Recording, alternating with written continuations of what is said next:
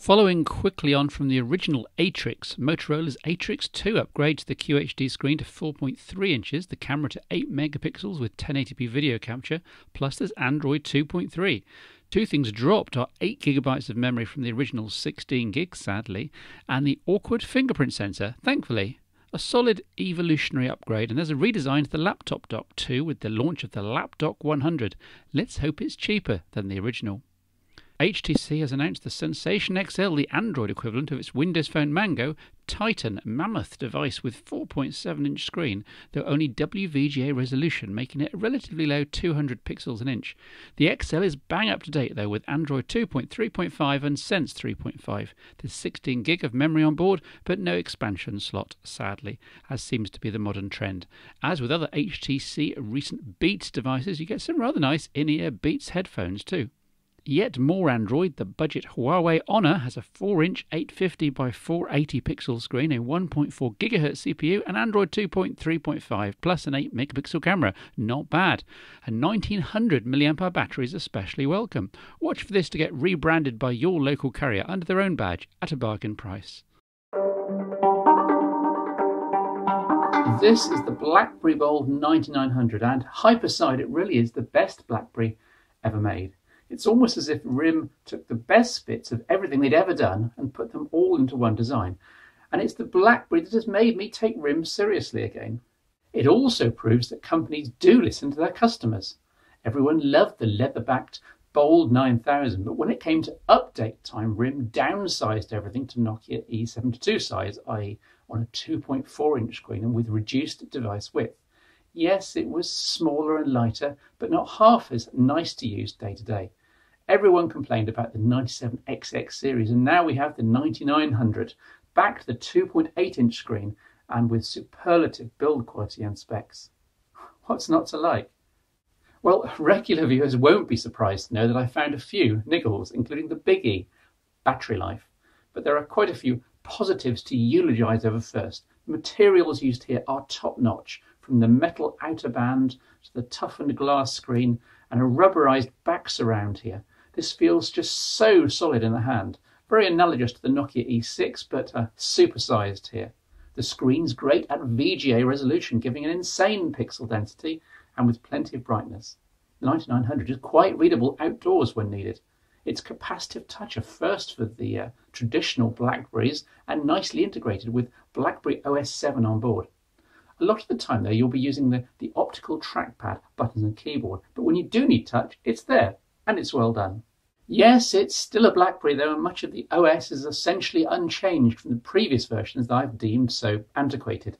Yet there has been a significant facelift, and like Symbian with its Anna and Bell refreshes, means that this old operating system just got itself a new lease of life with graphical tweaks, clarifications, more white space in the menus, more icons, the works. It almost manages to make BlackBerry OS pleasant to use, at least to my multi-platform eyes and fingers. Nice touches include the touch shortcuts on the home screen from the tappable top status bar, bringing out all the connection settings you need, to the tappable notifications bar, to the swipeable selections of application shortcuts. I like too the way full Twitter and Facebook clients were built in. Neither are anything special, but both are functional, and the latter also syncs your Facebook contacts and photos. All of which will be all most people need, I suspect. There's a social mini app which pulls updates from both services together. Plus, there's a great web browser that's fully multi-touch, although there's no Flash support. I'm not sure if that's a good thing or a bad thing, though. And a full editing version of Documents to Go. Very nice to see on a QWERTY-based smartphone. Less inspired on the software front are YouTube, which is basically just an uploader and a shortcut to the mobile website. There's also BlackBerry Maps, which pales compared to Google Maps on Android and Nokia Maps on Symbian, of course. New to BlackBerry is Near Field Communications, NFC. At the moment, its implementation on this is fairly limited, but OS updates are sure to widen what it can do, as we're seeing on other platforms. In this respect, the 9900 is quite future-proof. One of the reasons the 9900 can be only 10 millimeters thick right along its length is that it's ditched the traditional top-end BlackBerry autofocus camera for a Nokia-like EDOF unit, i.e. optical and electronic tricks to make sure everything's in focus from 40 centimeters to infinity. And it largely works as advertised, though the lens and sensor aren't up to Nokia's quality. The 5 megapixel resolution's a bit meh in 2011. And you have to forego any close-up photos, no matter what the close-up option in the camera app might promise. You just get blurry subjects like this. EDOF's a hardware trick, and its macro limitations can't be amended in software. So an average camera for stills then. And this is test video on the EDOF-equipped Blackberry Bold 9900. So focused from about 40 centimeters to about infinity, and pretty good quality at 720p. This is one of the areas where EDOF shines. Onto media playback. Music playback is excellent. The quality from here over headphones is great.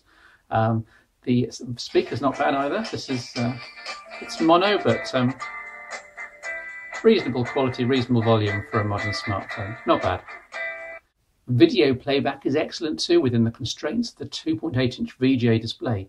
Even 720p videos play back fine with black bars top and bottom with decent sound. About 80% of my test clips were recognised and handled. Codec compatibility is not quite as wide as on Symbian or the best of the Android smartphones, but still decent for a device that no one's going to buy for its multimedia. Powering all of this is a 1.2 gigahertz processor and 768 megabytes of RAM, which go a long way towards the rather disappointing battery life. Most 9900 owners report they can't get through a single day of use unless they turn off 3G, which rather defeats the point, and that's appalling for a BlackBerry. Shipping this with a 12-30 milliampere battery is just criminal. That's not a lot powering a 1 gig plus processor, you know. At least you can carry a spare battery and maybe have a charger on the side and just slot this in when needed, but what a hassle. A final couple of oddball niggles. The silver strip here between the keys isn't metal. It looks like it, but it's actually plastic, and it's very soft and deforms far too easily. I don't know if you can see that. Watch where you end up putting your fingernails. Also on the back, the micro SD card isn't retained at all. In theory, jolting the 9900 could see your card getting dislodged from its contacts, though in fairness it can't actually fall out of the device, obviously. In summary, there's just enough here to tempt even me, the confirmed BlackBerry hater, towards this alternative fruit phone, and yet not quite enough to push me over the edge into buying one. But for anyone with even a passing proclivity to BlackBerry, though, this is still the best one yet, and the one to aim for. Just make sure you also buy a spare battery or two.